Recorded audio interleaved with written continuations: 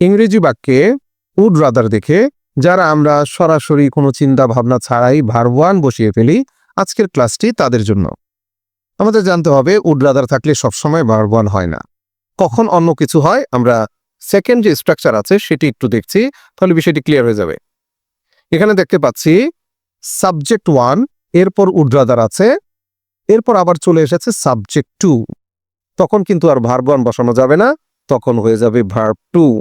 অর্থাৎ সাবজেক্ট যখন দুইটি চলে আসবে তখন হয়ে যাবে ভার্ব টু। আর প্রথম স্ট্রাকচারে খেয়াল করি, সাবজেক্টের পর উড রাদার আছে, এখানে কোনো সাবজেক্ট আসেনি, এই জন্য হবে ভার্ব ওয়ান।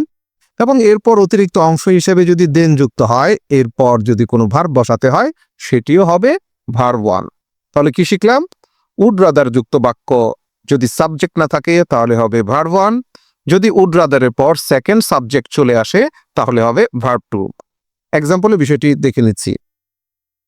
এখানে প্রথম ধারার যে স্ট্রাকচার ছিল সেই স্ট্রাকচার অনুযায়ী দেখতে পাচ্ছি I would rather stay home tonight. এখানে খেয়াল করছি যে এখানে কোনো দ্বিতীয় সাবজেক্ট কিন্তু আসেনি, ভার্ব চলে এসেছে, এই জন্য আমরা ভার্ব ওয়ান বসিয়েছি। I would rather stay home tonight এর অর্থ হচ্ছে আমি আজ রাতে বরং বাড়িতেই থাকি। ঠিক একইভাবে উড রাদারের সাথে আমরা অতিরিক্ত অংশ হিসেবে যখন দেন পাবো তখন কি হচ্ছে, শি উড রাদার ডাই দেন বেগ, দেনের পরও ভার্ব ওয়ান হচ্ছে এবং উড রাদারের পর সাবজেক্ট না থাকার কারণে ভার্ব ওয়ান হচ্ছে। অর্থ কি দাঁড়াচ্ছে? সে বরং মরবে, তবুও ভিক্ষা করবে না। এই বিষয়টি খেয়াল করে বা অতটুকু জানার কারণে আমরা সবসময় উড রাদার দেখলেই ভার্ব ওয়ান বসিয়ে দেই। এবং দ্বিতীয় যে নিয়ম আমরা দেখেছি, আমরা দ্বিতীয় এক্সাম্পলে সেটি আলোচনা করছি, তখন আমরা অনেক সময় ভুল করে ফেলি, একটু দ্বিধাদ্বন্দ্বে পড়ে যাই যে আসলে সাবজেক্ট আসলো, কি করব এখন। তো আমরা জেনে গেছি ইতিমধ্যেই, যদি উড রাদারের পর সেকেন্ড সাবজেক্ট চলে আসে তখন কিন্তু ভার্ব টু করতে হবে। কেমন সেটা?